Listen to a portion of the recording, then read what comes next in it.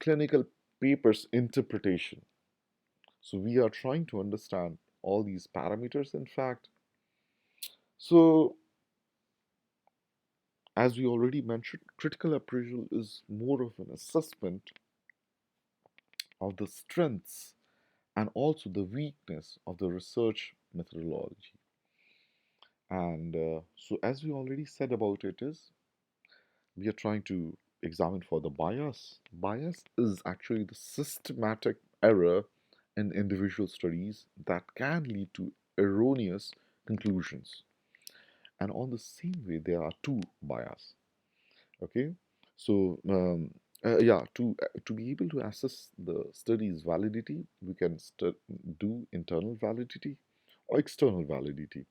Internal validity is the extent to which the design and conduct of a study are likely to have prevented bias, and therefore the results may be considered reliable.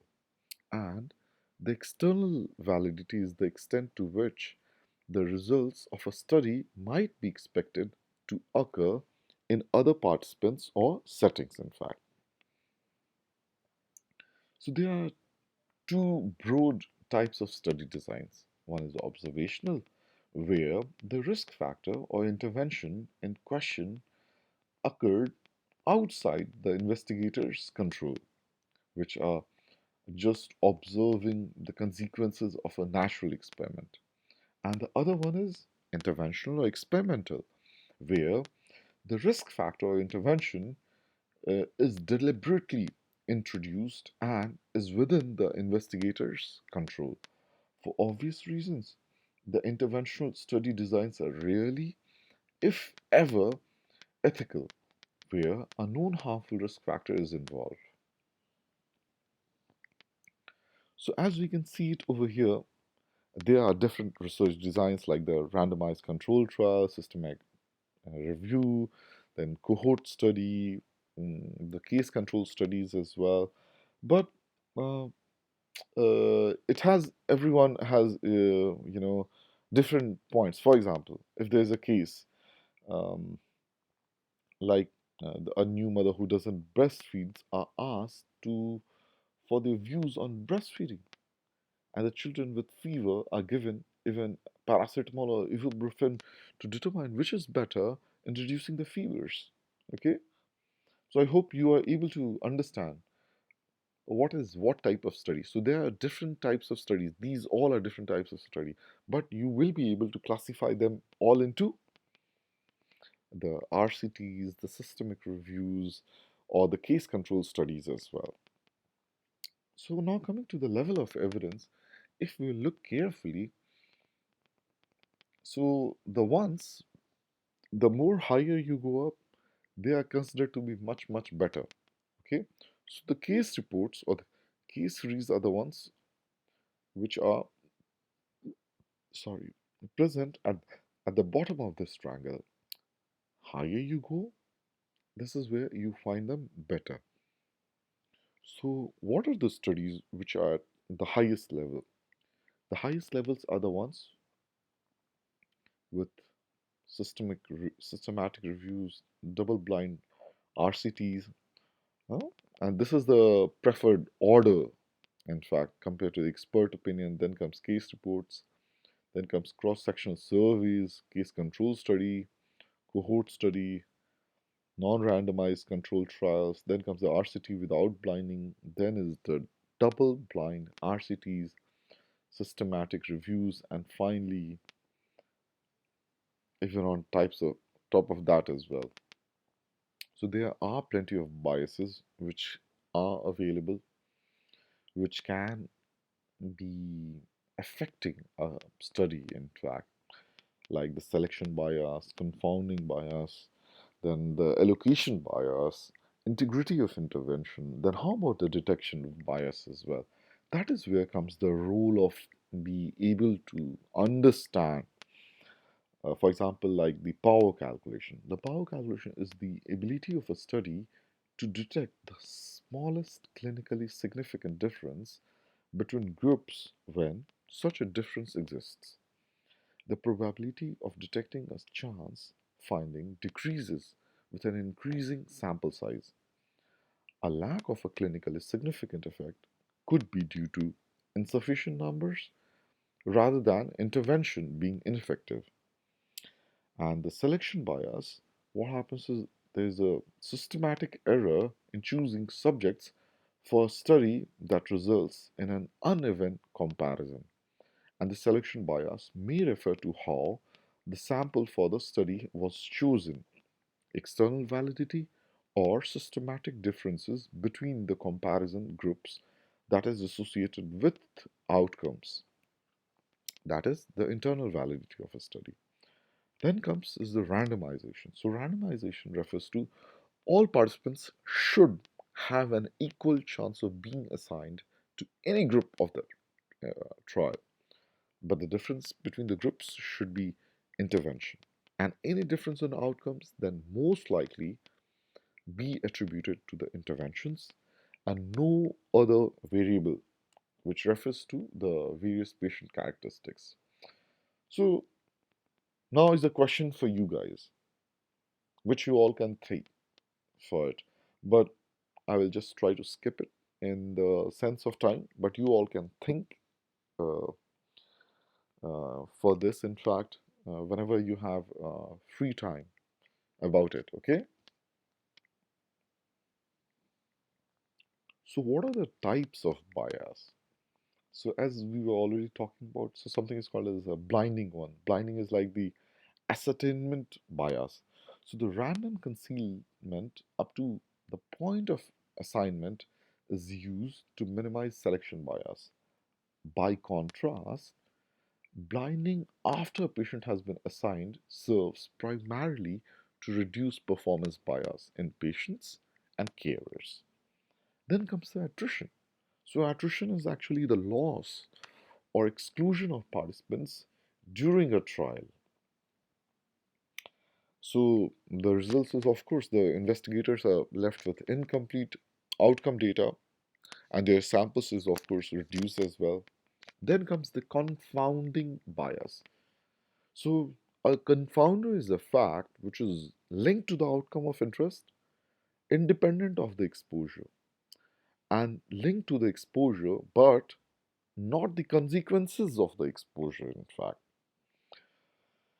So, confounding is about the characteristics of the study subjects. Patients with certain characteristics tend to have certain exposures. The aim of an observational study is to examine the effect of the exposure, but sometimes the apparent effect of the exposure is actually the effect of another characteristic which is associated with exposure and with the outcome. This other characteristic is the confounder, provided that it is not an intermediate step between the exposure and the outcome. Therefore, a high cholesterol value should not be considered as a confounder in a study of the risk of coronary heart disease in patients with severe obesity, which is the exposed group, and patients with normal weight, which is the reference group. Although a high cholesterol value is associated with both obesity and coronary heart disease, it is an intermediate step because it may be caused by obesity, right? So, what are the other considerations which we all have to think? There are still important things like integrity of the intervention. Are the results of ineffective within primary studies due to incomplete delivery of intervention or a poorly conceptualized intervention? Similarly, the outcome measures. The outcome measures refers to the endpoints, validity, and reliability. And of course, the reporting bias. So, for example, if I'm trying to report only about something and I'm trying to hide some of the data as well, so that is where the rule comes. So, for example, how can we point out the bias in a randomized control trial? So, we all are aware. So, for example, there's recruitment of patients, then the allocation is there, which are further allocated to the intervention group, control group, blah blah blah blah. All these things happen, and then finally the analysis of the data happens. So even in this, so some of the factors I had already mentioned earlier to you. So what are the factors is like the attrition bias, confounding bias can happen. Then there can be problems with the power calculation. What about the reliability of the outcome as well? Hmm? So these factors we all should keep in our mind. So there are various models as well for this. So models in the sense of the scales. So scales are the ones which generate a score which are characterized as good study, which may be assigned a pre-review threshold score, for example, like 3 out of 5. And the Girard scale is perhaps the most well-known scale for this. Then comes the checklists. So, in fact, what happens is the checklists are the ones which provide a logical and structural link, I would say, um, to assess the methodological quality. Perhaps the most commonly used example of this is produced by CSF. So it is the what stands for is the UK Critical Appraisal Skills Program. So you can go through it whenever you have time and all. It's really important and very good. Something to read. I would really recommend to you all. In fact, the guidance notes are not just to define the exact meaning of each possible answer. The space is also provided to write comments, but the answers tend to be simple, simply yes or no or unclear, right? So no confusion for this. And these results are not aggregated, but the questions are all preset and have to be answered over here. And the domains, as you can see over here, the criteria can differ depending on the review question and topic. And yes, it does not seek to assign a score to a study. Rather, the tools assign a risk of bias for each domain, such as randomization, and consider what a study has reportedly done to minimize that bias. The best known and universally used examples of this type of appraisal tools are the Cochrane risk of bias tool. So, for example, if you'll go to online to the Cochrane, so over there you will be able to see about it. So, as I was telling about the scales, so as you can see it over here, so you just give like 0 or 1. So, for example, if the study has been randomized, you give 0 or 1. Similarly, if the method which was used to generate the sequence of randomization described is appropriate, yes, no. So this is how you try to give. So double blind, yes, no. Then the methods are appropriate, 0, 1, like that. So that's how you do the scoring for this. Then coming to the domain based. So the domain based, what happens is this is one of the Cochrane collaboration tool for assessing the risk of bias. And this is actually taken from the paper of Higgins and Altman. So I would really like you guys and everyone, I would say, to go through this publication as well from Higgins and Altman. So this is another wonderful paper. So, for example, they try to comment about everything. So, for example, from the selection bias on again on the basis of random sequence generation and allocation concealment.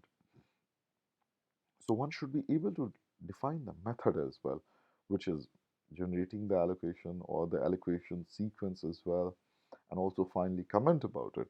Then even later on as well about the performance bias as well. What are they saying? Okay. Also then comes about the detection bias as well. Okay. What are they doing as well? So that's really important. And then comes about the similarly about the attrition bias. So attrition bias, what happens is about the incomplete outcome data. So, for example, how do you support the judgment? And of course, um, how do you finally review those authors as well?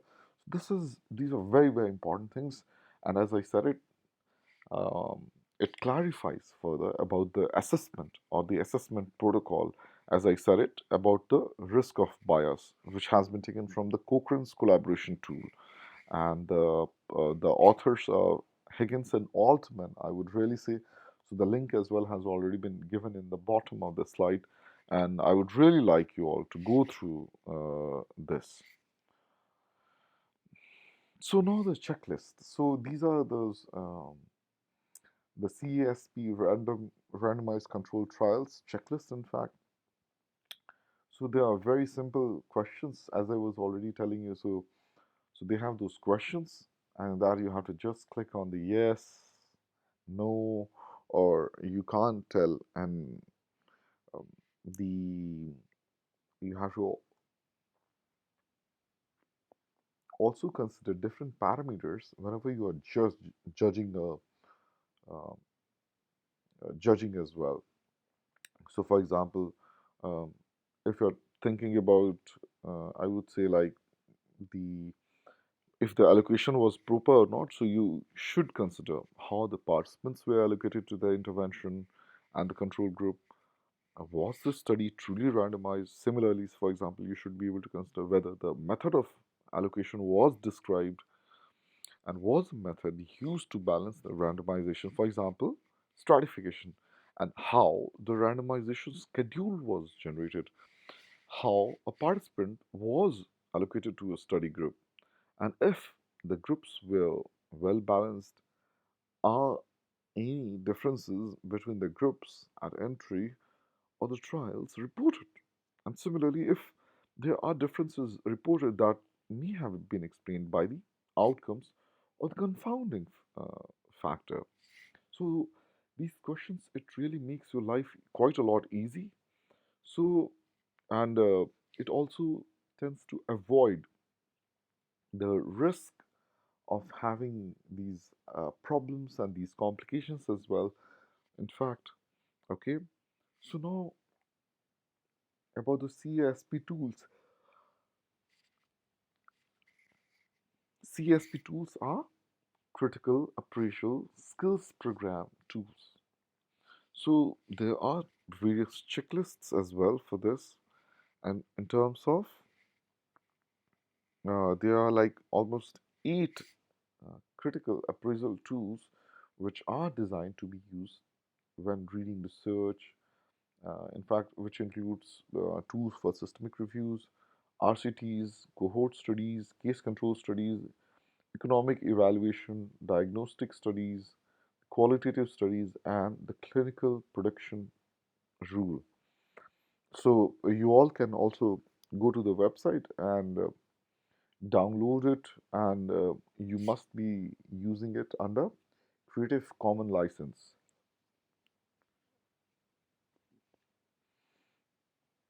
So this is how it looks like, and as you can see it over here, so for all different types of study, there are different parameters which is used, and those checklists can be downloaded and very much well used, in fact, as well. So I would really uh, like to recommend you all to use the CSP checklist, the Critical Appraisal Skills Program, the CSP checklist, which is provided to appraise the article for to see what type of study is it, what bias have you recognized about it, and there are various other library services as well. I would really recommend you all to go through it. Some of them may be paid services, but a lot of them are available, which are free, in fact, as well. So it's not like this on internet. I think you all will be able to get a lot of these tools. So what our purpose has been there is you all should be able to understand the critical appraisal, and should we be able to appraise the quality using those different criterias uh, which has already been there. But as I already said, there are several studies as well which has already been said, but which tend to fail to give an account of whether the judgments of quality are used to exclude the papers from the review, or the outcomes of the appraisal were taken into account into the synthesis. So, so that is why we tend to reject scientific inquiry. We are undermining the belief that the qualitative research is a scientific process that has a valued contribution to make to the advancement of knowledge. Without rigor, there is a danger that research may become fictional journalism, which we already said it. And in fact, others do take the view that a transparent approach to appraising qualitative research, which is sensitive to the nature of qualitative research and its basis in subjectivity, is central to its ongoing credibility and transferability and theoretical potential. So that is why, as I have already said it, these tools, what we have learned today, they are very important, and hopefully it will be able to increase the overall understanding of all of us over here, and we will be able to see the critical appraisal of publications and articles in a much, much different way, which stands for the process of systematically examining research and evidence to assess its validity, results, and relevance before using it to inform a decision. So, from now onwards, I will really expect our decision is going to be much more informed, much more scientific, and much more rational, rather than just saying, okay, this is not a good study, this is not a shit study. Not like that. So there has to be logic for all those things as well, and that is what is very, very important. Okay, so are there any questions?